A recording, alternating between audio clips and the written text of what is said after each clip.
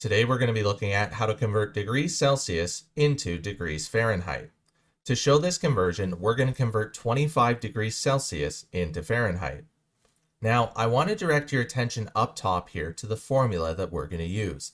Anytime you're converting degrees Celsius into degrees Fahrenheit, you can use this formula for the conversion.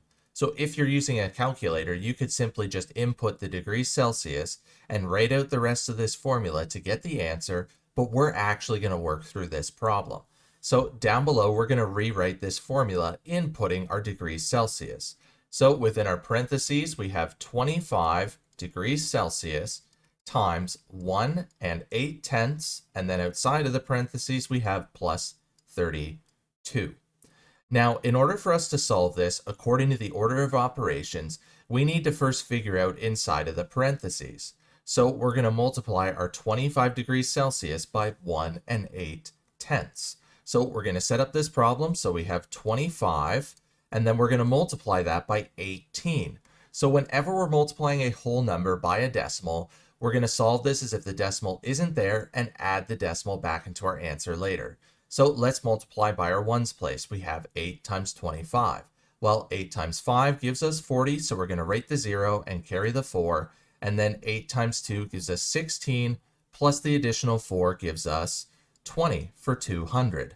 Now we're going to put a line through the 4 as well as through the 8, and then we're also going to put a 0 to the line down below because now we're multiplying by our tens place, or we're multiplying 25 times 10. Well, 1 times 5 gives us 5, and then 1 times 2 gives us 2 for 250. Now we're going to add those partial products together. So 0 plus 0 gives us 0, 0 plus 5 gives us 5, and then lastly 2 plus 2 gives us 4 for 450. Now we need to add our decimal back into our answer. Well, we can see up top here that we had one digit to the right of the decimal place in our formula, so we need to make sure that we have one digit to the right of the decimal place in our answer. So our decimal place is going to lie between the 5 and the 0, and since we don't need to include any zeros to the right of the decimal place, we just have the whole number of 45.